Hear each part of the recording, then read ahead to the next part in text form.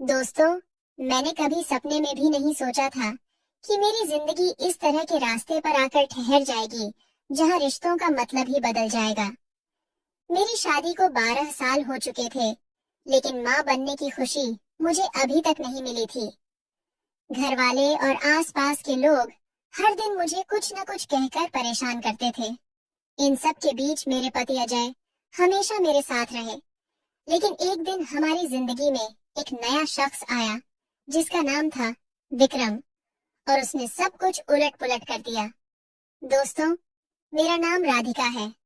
मेरे पति मुझसे बहुत प्यार करते थे, लेकिन शादी के इतने सालों बाद भी हमारा कोई बच्चा नहीं हुआ। एक दिन हमारे पड़ोस में एक 50 साल का आदमी रहने आया। उसका नाम विक्रम था। शुरू से ही वह मुझे गौर से देखता था और उसकी नजरें मुझे अजीब लगती थीं। फिर धीरे धीरे उसने मेरे पति से दोस्ती बना ली और हमारे घर आने जाने लगा। मुझे समझ आने लगा कि वह मुझे किसी खास नजर से देखता है।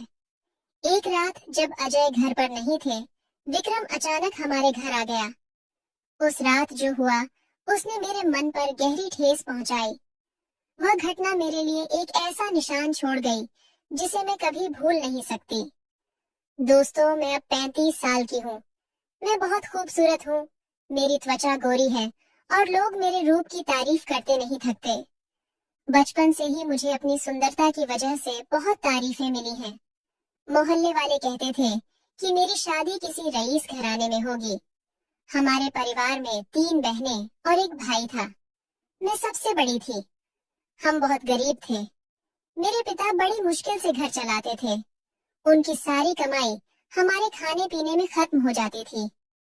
जब मैं 20 साल की हुई तब तक मेरी शादी नहीं हुई थी।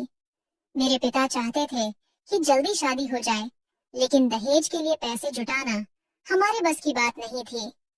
हमारा परिवार सचमुच बहुत तंगहाल था। मेरी माँ का निधन मेरे छोटेपन में ही हो गया था। मेरा भाई मुझसे 4 साल छोटा था। मजबूरी में उसने पढ़ाई छोड़ दी और काम शुरू कर दिया। मैं भी कुछ बच्चों को पढ़ाकर घर में मदद करती थी, लेकिन एक दिन मेरे पिता को अचानक बीमारी ने घेर लिया और वे हमेशा के लिए हमें छोड़कर चले गए। तब हम चारों भाई बहन बेसहारा हो गए। हमारी पढ़ाई रुक गई और हमें छोटे मोटे काम करने पड़े। एक दिन मेरी बुआ हमारे घर आई। उन्होंने मेरे लिए एक रिश्ता सुझाया। लड़के का परिवार ठीक ठाक था, लेकिन हमने साफ कह दिया कि दहेज देना हमारे लिए मुमकिन नहीं है। उन्होंने हम पर जोर नहीं डाला और फिर एक दूसरा रिश्ता ढूंढा जो हमारी हैसियत के मुताबिक था। एक दिन लड़के वाले हमारे घर आए। लड़के का नाम अजय था। वह अपने माता पिता के साथ आया था। वे बहुत अमीर नहीं थे, लेकिन हमारी तरह गरीब भी नहीं थे। अजय सरकारी नौकरी करता था। उसने मुझे पसंद किया और कहा कि उसे दहेज नहीं चाहिए। फिर मेरी बुआ और फूफा ने थोड़े पैसे इकट्ठे करके मेरी शादी करवा दी। शादी के समय बुआ ने मुझसे कहा था, ससुराल में चाहे जो हो जाए, लेकिन वहां से लौटकर मत आना। हमें तुम्हारे भाई बहनों की शादी भी करानी है। दोस्तों, मेरी शादी तब हुई जब मैं 23 साल की थी। मैं अपने नए घर में ढेर सारे सपने लेकर आई थी। शादी की पहली रात जब अजय कमरे में आए तो उन्होंने बड़े प्यार से मुझसे बात की। वे मेरे बारे में सब कुछ जानना चाहते थे। मैं बहुत घबराई हुई थी, लेकिन उन्होंने मुझे सहज करने की कोशिश की। वे मुझे दोस्त की तरह समझना चाहते थे। वक्त के साथ मैंने अपने मन की बातें उनके साथ बांटनी शुरू की। उन्होंने भी अपनी जिंदगी की कई बातें मुझे बताईं। धीरे धीरे हमारा प्यार गहरा होता गया। मुझे बहुत खुशी थी कि मुझे ऐसा पति मिला। उस वक्त बुआ की बात याद आती थी, ससुराल से वापस मत आना। मैं सोचती थी कि इतने अच्छे इंसान को छोड़ना मेरे लिए नामुमकिन है। शादी को 6 साल हो गए थे। तब सास ससुर ने बच्चे के लिए दबाव डालना शुरू कर दिया। हमने बहुत कोशिश की, लेकिन कुछ हासिल नहीं हुआ। ससुराल वाले मुझे ताने मारने लगे। एक दिन सास मेरे पास आई और रोते हुए बोली, शादी को 6 साल हो गए, लेकिन तुम माँ नहीं बनी। हमें तो बंजर बहू मिली। उधर मेरे देवर की शादी की बात चल रही थी।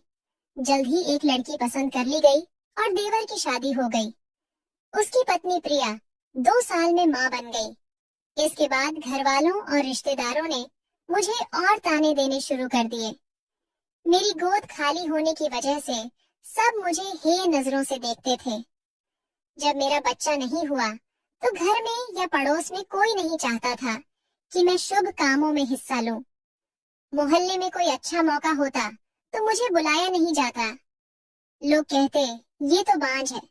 मुझे लगता था कि मेरी कोई कीमत ही नहीं रह गई। देवरानी के बच्चे होने के बाद वह अपने बच्चों को मुझसे दूर रखती थी। वह मुझसे छोटी थी, लेकिन मौका मिलते ही मुझे चुभते हुए शब्द कहती थी।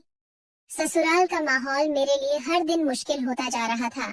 देखते देखते देवरानी के 2 बच्चे हो गए, फिर भी उसका व्यवहार मेरे प्रति जरा भी नरम नहीं पड़ा। एक दिन मैं तानों से परेशान होकर रो रही थी। सास गुस्से में बोली, शादी को 12 साल हो गए, अब हम अजय के लिए दूसरी लड़की देख रहे हैं। जल्द ही उसकी शादी कर देंगे और इस बांझ को निकाल देंगे। उन्होंने नेहा नाम की लड़की से अजय की शादी तय कर दी। तब मुझे बुआ की बात फिर याद आई, ससुराल से वापस मत आना। बुआ ने मेरे भाई बहनों की शादी करवा दी थी। मैं कभी कभी उनसे फोन पर बात करती थी। बुआ ने कई बार कहा था कि डॉक्टर को दिखाओ। मैं गई भी, टेस्ट भी हुए, लेकिन अजय ने मुझे रिपोर्ट कभी नहीं दिखाई। मुझे शक होता था कि कमी मुझ में है या उनमें। एक दिन अजय ने अपनी माँ से कहा, माँ, मैं नेहा से शादी नहीं करूंगा। मैं राधिका से प्यार करता हूँ और उसके साथ रहूंगा। हम यह घर छोड़कर जा रहे हैं। उनके इस फैसले से सब हैरान रह गए। अजय ने मुझसे कहा, मैं तुम्हारे साथ आखिरी सांस तक रहूंगा। अपना सामान बांध लो। हमने सामान समेटा और एक किराए के घर में चले गए। उस घर का मालिक विक्रम था, 50 साल का एक अकेला आदमी। वहां जाने के बाद मैंने देखा कि वह मुझे अजीब नजरों से देखता था। वह मुझे ऊपर से नीचे तक घूरता रहता था। अजय ने भी विक्रम के व्यवहार में कुछ गलत देखा। शुरू में उसने हमारी मदद की, लेकिन वक्त के साथ मुझे उसकी नजरें परेशान करने लगी। जब अजय घर पर नहीं होते, वह खिड़की से मुझे ताकने की कोशिश करता। मुझे डर और बेचैनी होने लगी। फिर विक्रम ने अजय से दोस्ती गहरी कर ली। एक दिन उसने अजय से कहा, मैं इस घर में अकेला हूँ। मेरी पत्नी 7 साल पहले गुजर गई। आपको किराया नहीं देना पड़ेगा। मैं हर महीने आपको कुछ पैसे दूंगा। बस मेरे लिए खाना बना देना, क्योंकि मुझे खाना बनाना नहीं आता और बाहर का खाना मुझे नुकसान करता है। अजय ने यह बात मान ली, क्योंकि इससे हमें फायदा था। इसके बाद विक्रम दिन में 3 बार खाने के लिए आने लगा। एक रात वह शराब की बोतल लेकर आया और अजय से बोला, आज मस्ती करते हैं। अजय ने मुझे भी बुलाया। मैंने पहले कभी शराब नहीं पी थी, लेकिन दोनों ने जोर दिया। मैंने पी ली और नशे में चूर हो गई। तब विक्रम मेरे करीब आने लगा और मुझे छूने की कोशिश करने लगा। तभी अजय बोले, चलो हम तीनों नाचते हैं।